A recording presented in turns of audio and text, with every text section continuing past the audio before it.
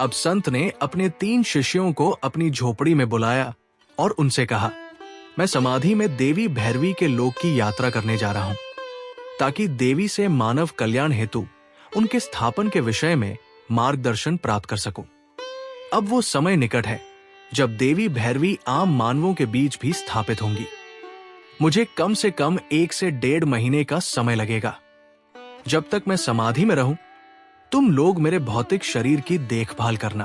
प्राण शरीर बाहर निकालकर वापस डालना आसान है। ईथरी शरीर के लिए बहुत साधना चाहिए।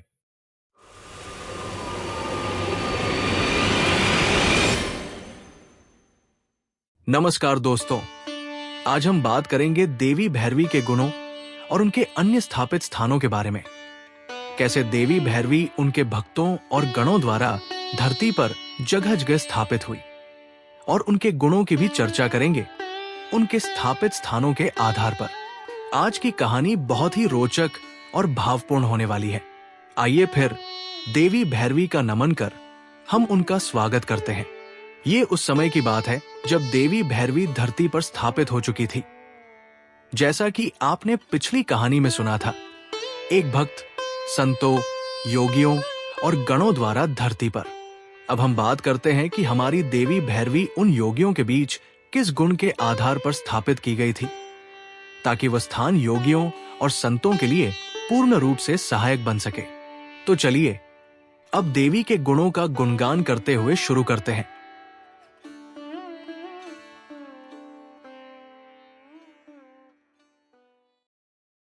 देवी उन संतों के स्थान पर एक उग्र रूप में और एक स्त्री के कोमल, तीव्र तथा भावरहित गुणों के साथ स्थापित हुई, जिससे उन योगियों और संतों की आध्यात्मिक यात्रा अत्यंत तीव्र, संघर्ष रहित रहे और उनके आसपास कोई भी ऊर्जा उन्हें उनकी साधना में बाधित न कर सके।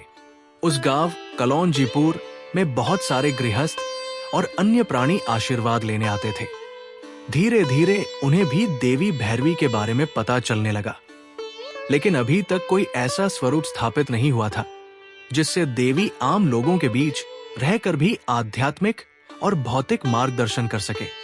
वहां देवी भैरवी केवल योगियों और संतों के आध्यात्मिक ज्ञान और साधना के लिए स्थापित थी। फिर एक दिन एक व्यक्ति उस संत और भक्त के पास आया जिन्होंने पहली बार योगियों और संतों के लिए देवी भैरवी की स्थापना की थी।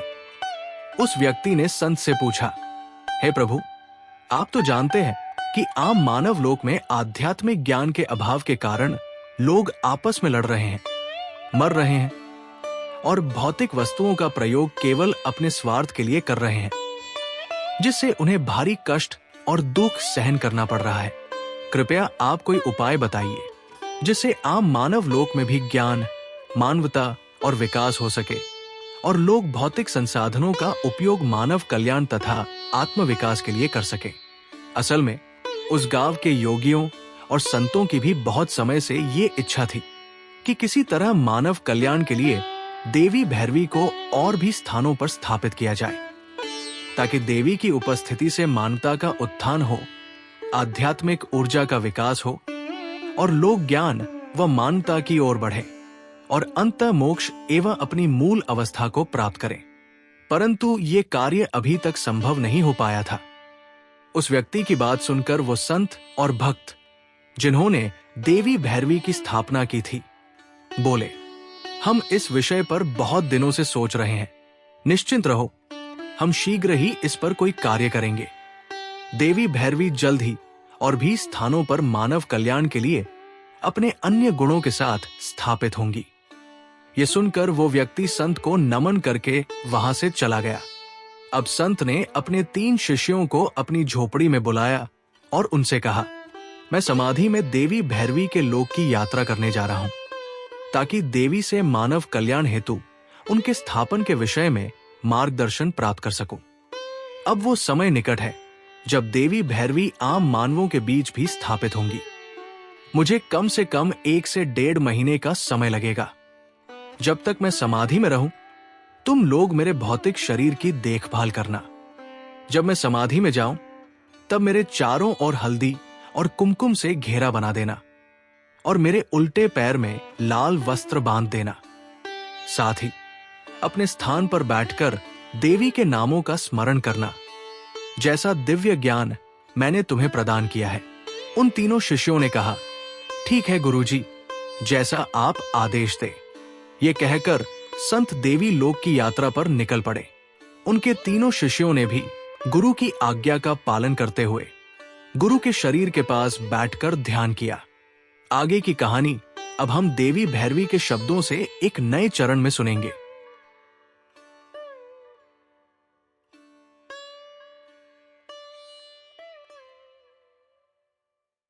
जय मां भैरवी। अब हम कहानी आगे बढ़ाते हैं। जैसा कि वो संत देवी भैरवी के लोक में समाधि में गए थे, ये जानने के लिए कि कैसे देवी भैरवी को धरती पर आम लोगों के बीच स्थापित किया जा सकता है और कैसे साधारण गृहस्थ जीवन में भी लोग आध्यात्मिक यात्रा पर आगे बढ़ सकते हैं। उन्होंने समाधि में जाने से पूर्व अपने तीनों शिष्यों को अपने शरीर के पास बैठा कर कहा, तुम लोग देवी भैरवी का ध्यान करना और अपनी ऊर्जाओं से मेरे शरीर की रक्षा करना। इसके पश्चात वो संत समाधि में लीन हो गए और देवी भैरवी के दिव्य लोक में पहुंचे। जब वो देवी भैरवी लोक पहुंचे तो उन्होंने वहां देवी के दिव्य गणों को देखा। वो थोड़े असमंजस में थे कि देवी उन्हें कहां मिलेंगी, जिससे वे धरती पर उनकी स्थापना के मार्ग को समझ सके। वहां एक देवी का प्रिय गण था, जिसे पहले से ज्ञात था कि धरती लोक से एक संत देवी से मिलने आ रहे हैं। देवी भैरवी ने उस गण से कहा, तुम उन्हें मेरे निवास स्थान के बाहर पहुंचा देना। गण ने संत को देवी के निवास स्थान के बाहर पहुंचा दिया और फिर लौट गया। अब वो संत देवी के निवास स्थान के बाहर खड़े होकर प्रतीक्षा करने लगे। वो वहीं बैठ गए और देवी का ध्यान करने लगे। असल में ये देवी की लीला थी। देवी जानती थी कि प्रतीक्षा एक जीव के भीतर रिक्तता पैदा करती है और यही रिक्तता किसी दिव्यता को ग्रहण करने की पात्रता बनाती है। यदि संत सीधे देवी से मिलते तो वे उस दिव्य स्वरूप को समाहित करने के लिए भीतर पर्याप्त स्थान नहीं बना पाते। इसलिए वो बैठकर ध्यान करते रहे, साधना करते रहे। करीब 1 से सवा महीने बाद जब देवी को लगा कि अब वो संत उनके उस दिव्य स्वरूप को ग्रहण करने योग्य हो गए हैं, तब वो प्रकट हुई। देवी के प्रकट होने पर संत ने उनसे कहा, हे देवी, जैसा कि आप जानती हैं कि मैं आपके लोक क्यों आया हूं, अब आप ही मुझे बताइए कि धरती लोक पर आपके पुनः स्थापित होने का रहस्य क्या है, क्योंकि अब वो समय निकट है जब आप अपने अन्य दिव्य गुणों के साथ आम जनमानस के बीच स्थापित होंगी, मानव कल्याण हेतु। धरती पर राक्षसी गुणों का अत्याचार बढ़ता जा रहा है, जिससे मनुष्य लड़ाई, हिंसा और विनाश की ओर अग्रसर हो रहे हैं। देवी भैरवी मुस्कुराई और बोली, आप चिंता न करें, धरती पर मेरा पुनः स्थापित होने का समय अब बहुत निकट है। मैं जल्द ही मानव कल्याण के लिए अपने दिव्य गुणों के साथ पृथ्वी पर 10 स्थानों पर स्थापित हो रही हूं। प्रत्येक स्थान पर मेरा एक विशिष्ट दिव्य गुण होगा, जो मानवों को उनके कल्याण और आध्यात्मिक ज्ञान में सहायता करेगा। मेरी कृपा से लोग आध्यात्मिक मार्ग पर बढ़ेंगे और अपनी अंतिम अवस्था मोक्ष को प्राप्त कर सकेंगे। अब से 5 से 6 महीनों के भीतर मेरे लोक से मेरे दिव्य गण धरती पर आएंगे। वे तुम्हें उन स्थानों का संकेत देंगे जहां मेरी स्थापना होनी है। जब स्थापना का समय आएगा, तब मैं स्वयं तुम्हें उन स्थानों के गुण और स्थापना की विधि बताऊंगी। फिर देवी ने संत की ओर देखते हुए कहा, अब मैं तुम्हें अपना एक दिव्य स्वरूप सौंप रही हूं, जो अदृश्य है। इस स्वरूप में मेरे नाभि केंद्र के गुण समाहित है, बल, पोषण, जीवन ऊर्जा और शारीरिक विकास का तीव्र माध्यम। तुम्हें इसे अपने भीतर स्थान देना है और मेरी साधना करते हुए इसे जागृत करना है, क्योंकि आने वाले समय में कुछ स्थानों पर तुम्हें स्वयं मेरी स्थापना करनी होगी। संत ने श्रद्धा से उत्तर दिया, ठीक है मां।